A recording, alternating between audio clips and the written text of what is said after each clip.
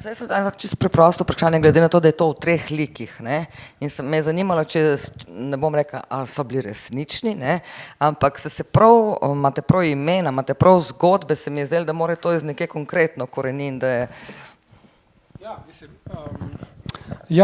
zdaj ne vem zakaj, ampak Mario je bilo zelo pogosto ime tam in je bil prav tudi en ta gospod, mislim, to nima veze, ker je Mario bil že od začetka v scenariju, ampak zanimivo je bilo, da ta gospod, ki je prav iz Benečija, ki igra Moro in ima take brke, kot če ste ga videli na začetku. In pol na koncu on ima tisti monolog, ki reče, on je bil kuprase, je delal za vse kuprase, on se tudi klical Mario. Tako da si je bilo zelo često ime. Marta je bilo isto zelo često ime, Germano je pa sploh bilo često, tako se mi zdi, da so bila ta imena nekam arhetipska v teh prostorih in res je, da za vsakim od teh imen jaz poznam nekega lika iz resnice, no? Ampak ni pa direktno povezan na zgodbo filma, no? Tako da, ja, ne vem, če sem odgovoril na vprašanje, ampak tako, ja. A ima kdo od vas kaj za vprašati ali pa za povedati? Po moje bo veseli vašega mnenja.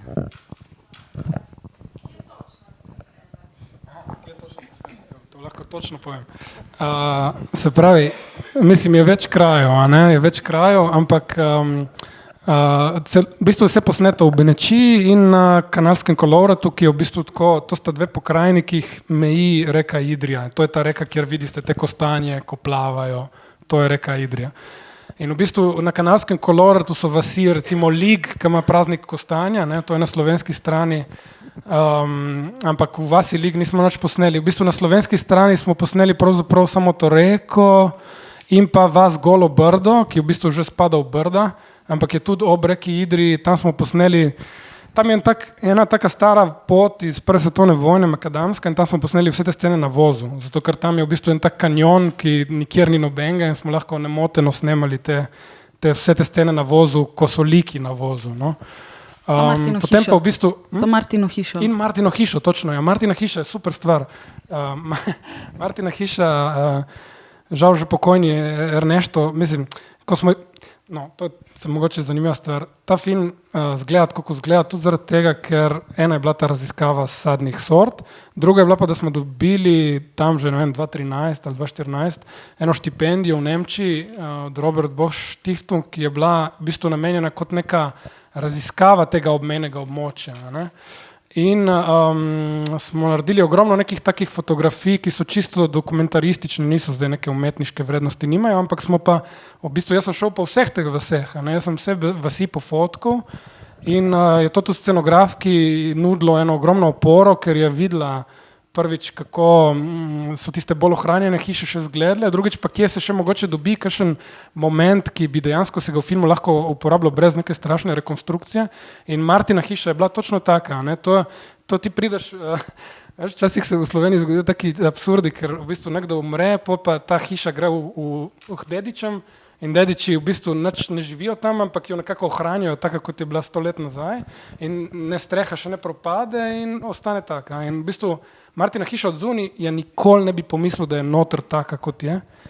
In sem en dan, ko sem tam hodil, sta mi 2 gospe, ki sta tam iz ene gostilne, ki smo prijatelji, turistična kmetija Breg, lahko naredim reklamo, zelo dobra hrana.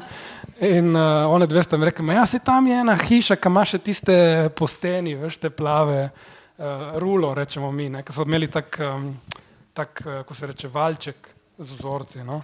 Tako, in v bistvu je rekel, tista hiša je taka, kot je bila in dejansko sem prišel tisto hišo, nisem mogel verjeti, ker tisto je v bistvu, ta hiša Martina je taka, kot jo vidite na filmu, ona ni bilo treba dosti spremeniti, no. In v bistvu to je njena soba, kjer spi, je taka, kot je, razen pač smo prinesli posteljo, ampak ta spodnji del, kjer se ona 2 pogovarjata, je pa točno tako, kot je.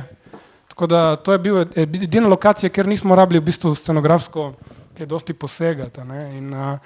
In no, to je Golo Brdo. In potem beneška stran pa največ je v bistvu posneto v vasi, ki se kliče Duge. To so take majhne vasice, sej en kader na začetku filma, ko se vidi malo cela pokrajina tam, ko se on začne spominjati, ne. In to so tako take majhne vasice in tam je ta vas Duge, Oblica, sta dve skupaj, tam smo največ posneli, pol smo posneli tudi v Mašerah, točno Mašere, ki so malo že pod Matajurjem, v Mašerah smo posneli, kaj smo posneli, tisto, ko gresta ona dva po noči, ko gresta v tisto hišo zapuščeno, ja.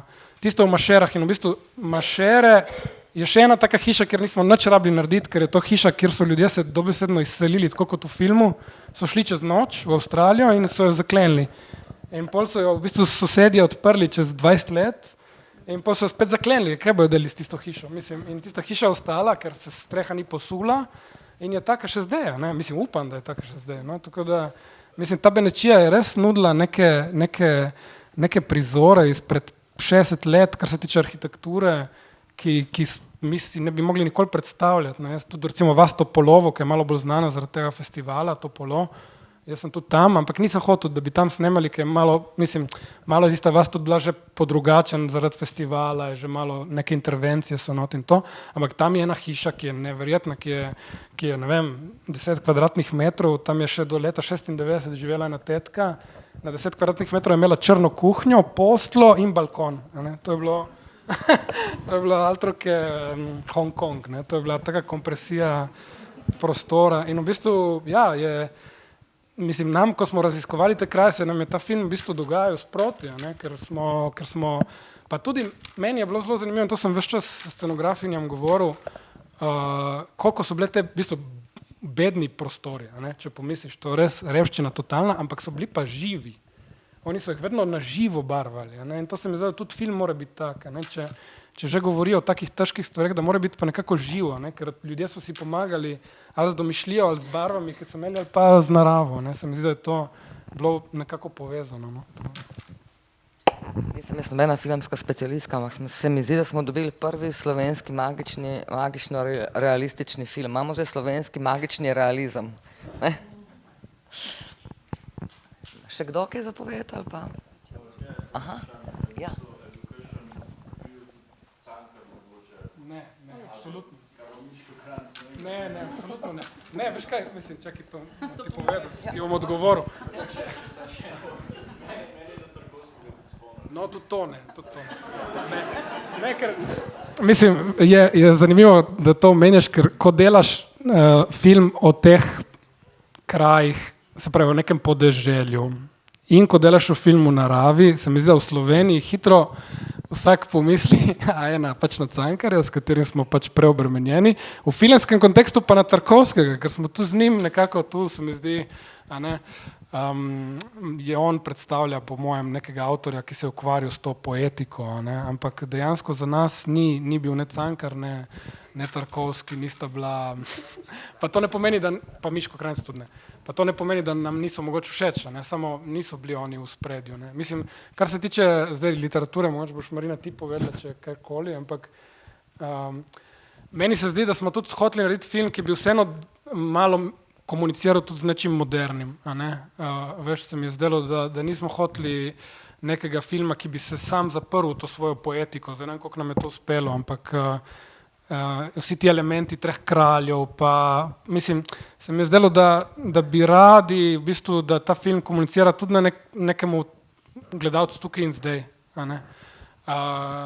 In nismo hoteli, da bi deloval self-indulgent, kot rečejo Angleži, zdaj ne vem, kako se to prevede v slovenščino, ampak pač ni bil namen, da bo ta poetika sama za sebi namen, tako bi rekel. Mislim, vse to je bilo v bistvu pravzaprav zato, ker smo delali zgodbo o teh krajih. Zdaj, če bi delali zgodbo o Londonu tukaj, bi verjetno to drugače zgledal. Zdaj, kar se tiče samih filmskih referenc, absolutno ne, ni bil Tarkovski nikakor v spredju. Meni je ljub Sergej Paradžanov, če že, Sajat Nova, če si gledal, če nisi, poglej si, zelo fajn film. Ampak kar se tiče pa same strukture, pa v bistvu je močno na ta film vplival Konformist od Bernarda Bertoluccija. Če boš pogledal film, boš videl, da so neke vzporednice v tem, kako je film zmontiran.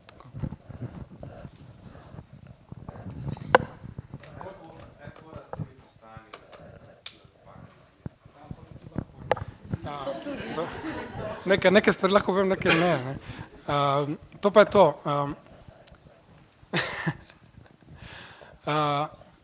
način, kako so ohranjali, ko ni bilo še hladilnic, kostanje več časa žive, a ne sveže, je bil tak. Ampak ni čisto tako zgledal, ampak oni so jih dali v luknjo in pol so še z vejami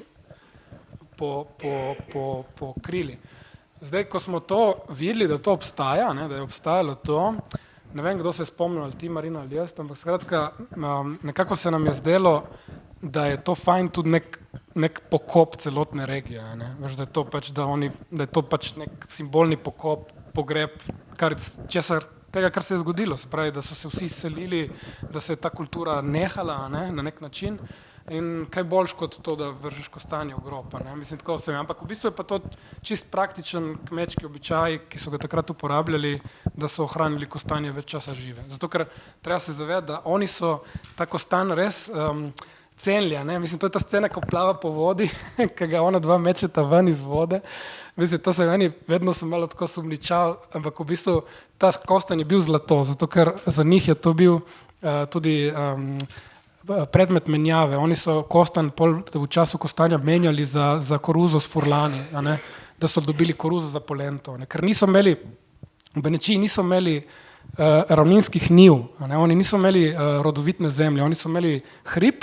In še tisto, kar so hodili saditi, so mogli gnoj nositi v teh brentah, a ne, tudi blazno naporno. Tako da oni niso imeli žita, niso imeli koruze, niso imeli osnovnih teh sredstev za rečemo, klasično hrano in so v bistvu kostan pol menjali za take stvari. Tako da kostan je bil dejansko nekaj vreden, no? Dosti več, kot bi v bistvu danes bil. No?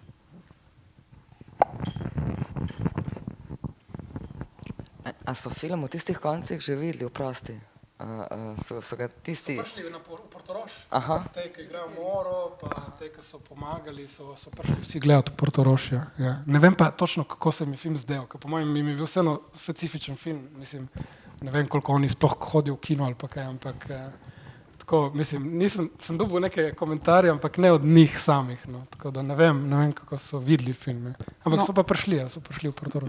Nekaj komentarjev je bilo, da je film vendarle mogoče malo preveč žalosten. A ja, to točno, ja. Da se vsak verjetno, ki živi v neki... To mi je prav en dober prijatelj, ki tudi sicer, on ima ta študijski center Nediža v Špetru, ki je bil ena velika pomoč pri temu, Alvaro Petričik, in on je srečal, ja, točno v bistvu enega tega strica, ki igra Moro in njegovo ženo in vnuka.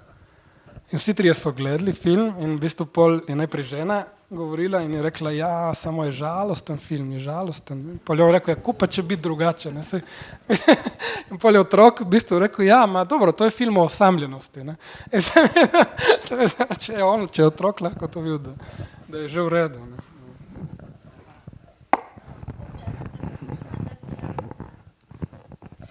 Skupaj smo bili z ekipo smo živeli na lokaciji oziroma v neposredni bližini snemalnih lokacij skoraj 2 meseca, pa še nekaj, manjši del. Scenografska ekipa je prišla na lokacijo še, mislim, da 2 ali 3 tedne pred tem, ko so se pripravljali. Mi smo pa bili potem marca in aprila v Benečiji, ker smo v bistvu bili zelo omejeni z finančnimi sredstvi, je bila naša neka moč v času. Jaz sem tudi, se mi je zdelo dosti hitro na začetku tega produkcijskega procesa, da če bomo s čim lahko nekako zbalansirali to, da imamo res malo sredstev, bomo s tem, da si bomo nekako kupili čas ali pa vzeli čas. Tako da smo imeli eno za slovenske razmere zelo dolgo snemanje.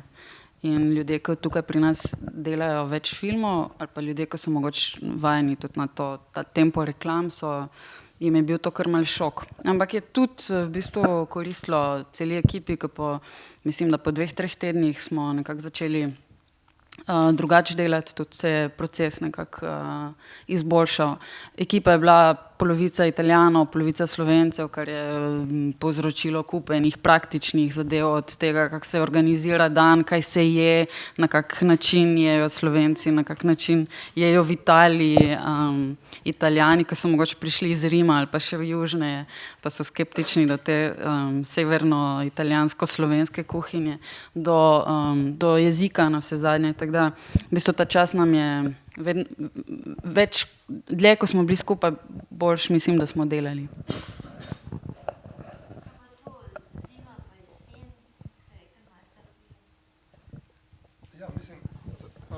Mislim, da smo, treba tudi vedeti, da Marina si pozabila, ampak film je bil vseeno posnet, ta glavni del, kjer so glavni igralci, je bil posnet v enem kosu, ampak potem smo še v bistvu z neko zelo reducirano ekipo sami šli neke stvari dosnet, kjer sem jaz sam snemal, tudi kamero, ker enostavno nismo imeli več budžeta, da bi to ekipo še vozili na te kraje.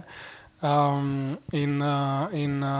začetku smo začeli snemati, mislim, da konec februarja, in prva stvar, ki smo jo posneli, je to, ko ona dva gresta k doktorju po noči, če se spomnite, ko je, ja, ampak pred doktorjem, spred to, ko ona dva čakata pri tistem drevesu, no, in to je bilo, tam je bil strašen mraz, ampak pol se je nekako začelo tudi, v bistvu nam je narava zelo pomagala, ker tako, ko je šla ta zgodba nekako naprej iz te zime v pomlad, se je pol v bistvu tudi narava tako zgodila in mislim, da smo končali aprila in so te kostanji in to smo v bistvu zelo kasno posneli, no, to, v bistvu te sceni s kostanji v vodi so listi že od zunija, ne, ampak to je bila začetek aprila, no, tako da, ja, mislim, nam je narava zelo pomagala pri tem filmu, mislim, glede na to, koliko malo časa smo imeli za čakati te naravne fenomene, moram reči, da smo imeli blazno srečo, ne. Da ko smo si želeli sonce, je bilo sonce, ko smo si želeli, ja, res, ker bi lahko šlo zelo slabo. Ker recimo začelo se je zelo slabo, ne? Prvi dan, zato se ga spomnim, to je bilo grozno, ker smo imeli neko sceno za posnet s konjem in je bilo premraz in ta konj ni hotel sploh štartati, ne? In še hkrati je bil noseč, ne, bila breja, kar nam tak je pripeljal konja ni povedal, ne? Pa smo gledali ta konja, mislim, skratka, ni bilo v redu in smo ta prvi dan posneli samo 2 kadra in to sta ta 2 kadra, ki so v filmu, ne? To, ko ona dva čakata na drevo in ta nek polbližnjak z nekimi lučmi.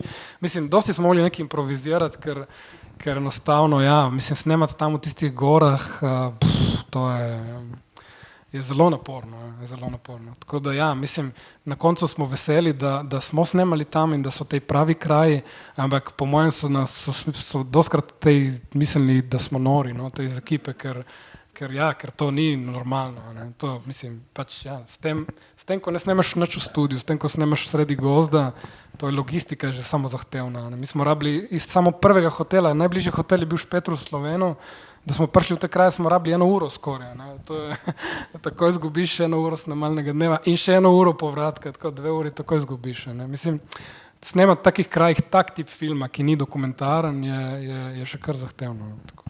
Ne priporočam to. Ja.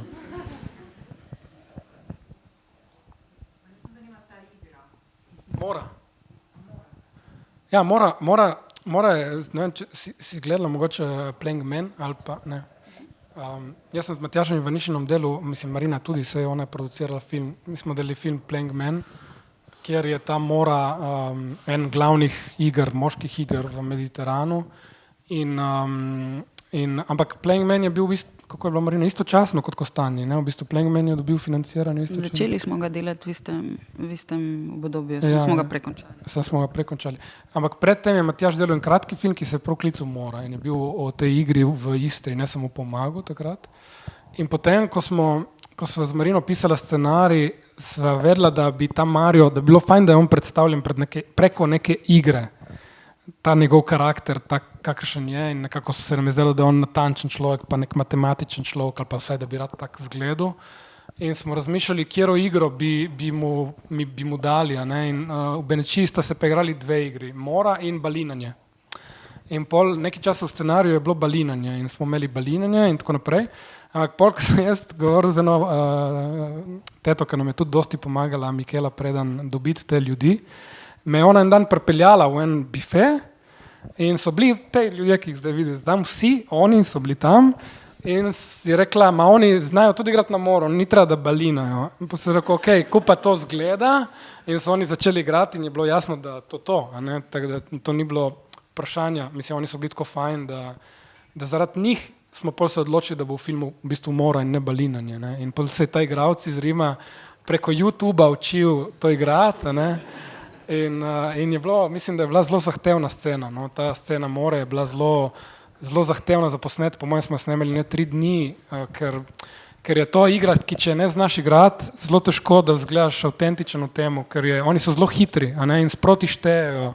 Spravi, jaz vržem 2, ti vržeš 3, zmaga tisti, ki reče 5, a ne, in to oni delajo zelo hitro. Tako da za tega starega naš, ki je imel, by the way, 83 let, ko smo snemali, zdaj jih ima 86. Za njega je bilo to zelo težko, ampak fizično težko, hkrati pa je zelo uživo, no, se mi zdi, da je zelo, se imel fajn. In je bilo, ja, je bil tak fajn, je bilo snemanje neke igre, mislim, da so se vsi osredotočili na to nalogo, hkrati pa po mojem noben ni vedel, kaj sploh snemamo, ker smo snemali, mislim, tudi kamerman vem, da je mislim, ni vedel, kaj se snema, ker ni bilo nobene zgodbe, ne, mislim, jaz sem vedel, kaj se dogaja, zato ker poznam igro, ampak mislim, da vsi drugi niso vedeli, kaj se dogaja. So pač videli neko kričanje in to. Zakaj snemati 2 dni kričanja, ne? To je bilo pač.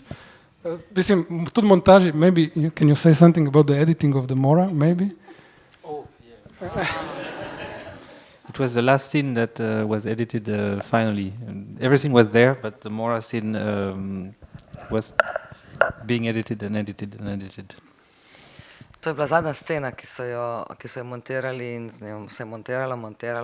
It was hard to do it. No, it was very good, very long, but we knew it has to be shorter, but it was also very nice to see them playing like this. So it was the cherry on the cake. This is the thing you touch at the last moment. Se pravi, ko češnja na torti na koncu se je s tem pokvarjal, ja? Mislite glavne igralce pa to? Ja, Massimo De Franković, on je iz Rima, ta Mario, se pravi, on je zelo znan italijanski gledališki igralec. On je igral z tem Ronconjem, ki je pri njih tako kot pri nas Korun, recimo, ali pa Jovanović, pač on je bil v Milanu, je igral te gledališke vloge, ampak je igral v filmih vedno neke stranske vloge, tako nikoli ni bil. Jaz sem ga pravzaprav videl v istem filmu, kjer smo videli tudi Giusy, in kjer smo, Giusy je ta starka, ne, Dora, in Anito Kravos, ki smo jo sicer že poznali, to je ta punca na vozu, ko sta dve, ko pojeta, ta z večjim nosom, ona je Anita, in oni vsi trije so v bistvu igrali v tem filmu Neskončna lepota Pavla Sorrentina. No. Mario, se pravi Massimo, je tam igral enega človeka, ki je čist drugačen kot tu, ko prije ta glavni lik Toni Servillo v en bordel v bistvu in neke ženske plešejo, nek tak nightclub je, no, in je ta nek bivši narkoman ali neki tazga in pol mu predstavi hčerko, ne vem, če se spomnite, no, nima veze, on je bil tam. In tale Giusy, se pravi tale Dora, je pa igrala isto v Pavlu Sorrentinu to Nuno, ki zgleda kot ta Marija Teresa del Calcutta, ne, kot ta, ko se kliče, no, pač taki, ki na kolenih plazi gor, no. In za njo je pa to bil prvi film velik, ne, ta Pavlo Sorrentino, tako da za njo je bilo to zelo zanimivo, mislim, tako, medtem ko Massimo, pač on je znan igralec, bla, bla, bla, bla, ampak tudi njemu je bilo, mislim, za nas je bilo zelo težko delati z njimi, ker so zelo v bistvu gledališko ustrojeni ljudje in smo se zelo trudili, da bi nekako oni spustili to manjero gledališko, ne, ker na začetku so bili zelo s tem, mislim, prvi dan prav to, isto tako on, bla, bla, in tudi ne samo on je mislil, da bo lahko z glasom naredil vlogo, ne, on je začel kar govoriti tako dramatično in potem smo mu nekako skušali povedati, da mora govoriti normalno, ne, ker drugače to ne bo v redu. In tako naprej, ne. Mislim, težje je to seveda delati z ljudmi, ki so stari 83 let, ki že imajo kariero in tako. Medtem ko Ivana Roščič, ona je sicer iz Splita, ampak je znana hrvaška igralka in to je Marina, mislim, da našla čisto tako, ne, po neki empatiji. Mislim, da si to ti tako po obrazu, ja. In Ivana je bila super, ne? Mislim, lih smo se zdaj z Matjažem pogovarjali o tej sceni pred hišo, ko so ona dva gledata, ne? Ko gre ona ven, pa vidi tega svojega moža. No, on je Igor Kovač, ki ga je ona pripeljala iz Hrvaške, čisto tako, ko so prijatelji, ne? Ampak se mi zdi, da čeprav on ne izreče besede, da je ta scena, vsaj zame, najmočnejša scena mogoče v filmu, ker tam prije nek tak človeški odnos preko nekih čist pogledov. No. Jaz imam zelo rad tisto sceno in se mi zdi, da ne bi bila mogoča, če ne bi imeli teh igralcev, ki so pa nek nov pristop k igri, no, tako bom rekel, zelo drugačen od teh starejših ljudi, ki je dosti bolj organski, dosti bolj... In to je bilo tudi, ko smo se pogovarjali že o scenariju z Marino, smo hoteli, da je neka razlika med temi liki, da je ta Mario vseeno malo bolj stiliziran lik, ne, da preko te Marte vseeno pride neka malo bolj tukaj in zdaj, no, ne vem, če znam pojasniti. Manj kamnitega srca, ja, tako, ja. Tako da ja, no, Ivana Roščič je Hrvatica, potem pa so Janez Škof, ki ga poznate, on je naš, Nataša Keser je še na vozu, ona je tudi naša, Anita Kravos je na vozu, kdo je še? Tom Janežič, no, Tom Janežič, on pa je sploh super. Ne. No, pa so pa Trije kralji, no, Tom Janežič, on je režiser gledališki, če... No. Kralji so pa Marko Brecelj, ne, naš znan kantautor, pa Matijas Solce, naš znan umetnik lutkar in Janja Majzelj, naša znana igralka in kantautorka. Ne. To, da mogoče o teh kraljih lahko Marina kaj pove. Lahko povem, da je bila to, jaz vedno rečem wild card, da smo, ko smo razmišljali, kdo bi bili te trije kralji izhajajo iz tega osnovnega besedila Hanoha Levina in sva si jih želela ohraniti, ko so nekako to težko, naporno neko okolje vnašali, neko norost ludistično. Skratka, vedno je bila to ideja, da so to eni ljudje, ko si lahko midva dovoliva pa nekaj čist odbitega in so bile različne kombinacije, kdo bi te zdaj lahko bil, a je to Slavoj Žižek, a je to ne vem kdo in mislim, da iz neke kombinacije so pa to pač ljudje, ko znani, pa imajo različne kariere, niso na voljo zdaj, da bodo igrali v nekih takih nujno hecnih filmih, jih je bilo tudi treba skoordinirati, da bi prišli na isti dan ali pa na 2 ista dneva snemati, tako da iz teh kombinacija časovno pa po feelingu, po duhu je na koncu ta se nam najboljš izšla. Mislim, da si imel ti idejo, da mogoče tretji kralj ni možakar, ampak je ženska. Ja, to je bilo, ja. Ampak to je bil čisti homaž Paradžanovu. Če boš gledal Sajat Novo, tam ena ženska igra vse.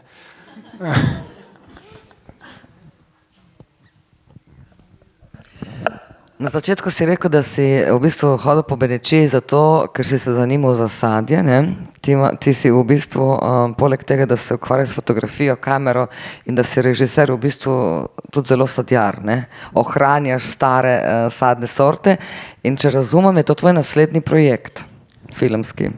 Mislim, se tudi Marinin, ne, Ohranjaš ekipo.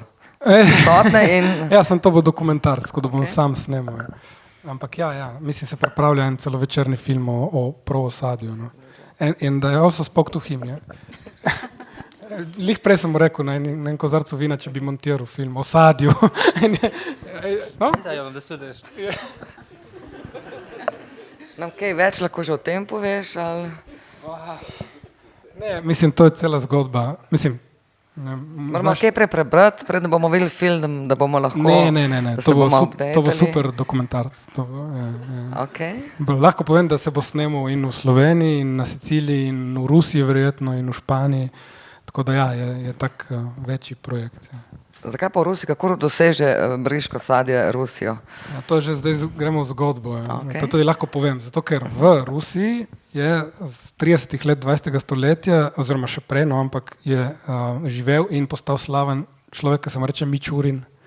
In ta Mičurin je v bistvu nič drugega bil kot botanik, ki je križal stvari, ampak takrat ga je politika tistega časa povzdignila na Boga, zato ker je pač on uspel kao narediti sorto grozdja, ki bo rasla tudi v Sibiriji. In v bistvu v enem trenutku, ja, res, poglejte, Mičurin, zelo zanimivo.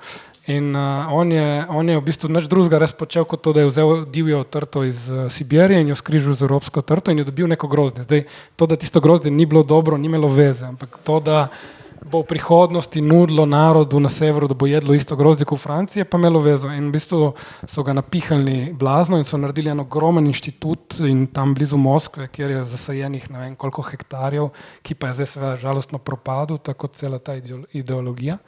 Ampak kar se meni zdi zanimivo, da v istem času si imel v Ameriki isto človeka, ki so ga povzdignili na raven božanstva, ki se je klical Burbank, ne, ki je pa, seveda, ker je bila to Amerika, deloval komercialno, se pravi ne v dobro ljudstvo, ampak on se je izmišljeval, ne vem, krompir, ki je vijoličen, marjetica, ki ima vedno isto število listov. Ne, tako, skratka, v bistvu so bili to neki taki eksperimentaši, ampak v tistem trenutku se je zdelo, da bojo rešili sveta, ne, in to se mi zdi kar zanimivo. No, tako. Kaj to pomeni zate, koliko enih producentskih izzivov te zdaj čaka od Slovenije do Rusije? Hecno vprašanje, ker sem v bistvu pred pol ure sem oddala eno prijavnico za financiranje tega projekta, kar Držite mislim, da je tudi botrovalo tej zamudi. Mislim, da tak naporen, tako kompleksen projekt, kot je bil ta, ki ste ga gledali, noben v moji karieri verjetno ne bo več, tako da vse, kar sledi, se veselim, no, in v bistvu bom verjetno bom delala lažje, no, kot to. Kostani so bili res težek film za posnet. Ne vem, če se to vidi, sam to ni normalno. Mislim, ta ambicija, ki je bila s tem budžetom, je bila absolutno previsoka. Ne? Tako da, če bi verjetno bili malo starejši, se nikoli ne bi lotili tega. Ne? Predvidevam, da bo šlo zdaj drugače in lažje po vseh teh nagradah, po vsej tej pozornosti.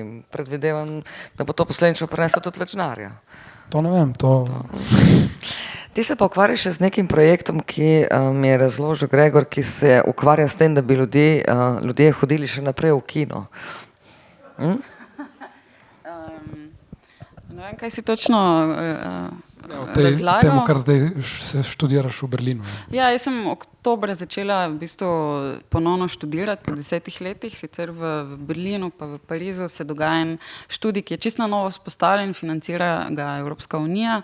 Reče se mu Next Wave in je nastala iz neke potrebe industrije, ki se je zavedla, da v bistvu modeli, filmski modeli, produkcijski, distribucijski, marketinški so nespremenjeni ostali že 50 let, recimo v Evropi, govorimo o evropskih modelih predvsem, in hkrati se je v zadnjih 5-10 letih publika toliko spremenila, način dojemanja, neke vizualne naracije, podobe, pozornost gledalcev se spreminja in na kak način v bistvu naj se zdaj te modeli različni, ki se že spreminjajo sami po sebi, na kak način se sistemsko naj spreminjajo, na tak način, da se bo kino še ohranil, da se bo v bistvu neko nacionalno bogatstvo posamičnih produkcij ohranilo, da tega ne bo pojedli neki večji sistemi, Disney pa Netflix, kar pač vsi gledamo. Skratka, en sistem, ki je dosti eksperimentalen, sodeluje 15 mladih profesionalcev, zbranih iz različnih smeri, producenti, distributorji, festivalski programerji in prihajajo v razred ljudje, ki delajo v največjih firmah evropskih, spet distributorji, sales agenti, vodje kin in se skupaj pogovarjamo, kaj se bo zgodilo s temi sistemi v naslednjih 5-10 letih. In zdaj po 2 mesecih v bistvu vidim, da nihče ne ve, res nihče ne ve, vsi vejo, da pač se ta konzumacija podobe spreminja, da vsi gledamo ali pa da večina ljudi gleda neke druge vsebine, kot mogoče pred 20 leti. Hkrati pa sem zasledila neko vero vseh teh ljudi, da kino verjetno pa vendarle bo ostal, tudi če se bo produkcija, konzumacija preselila še bolj na neke platforme spletne, da kino vseeno obstaja, zato ker so ljudje, ker se hočejo družiti, ker hočejo priti skupaj, ker hočejo o neki skupni izkušnji skupaj še govoriti in da karkoli se bo zgodilo, da je to en sistem, v katerega je smiselno vlagati in ki nam vsem pomaga na nek način. Zadnje vprašanje, zadnja misel. Najlepša hvala za film, hvala, da ste prišli in hvala tudi vam.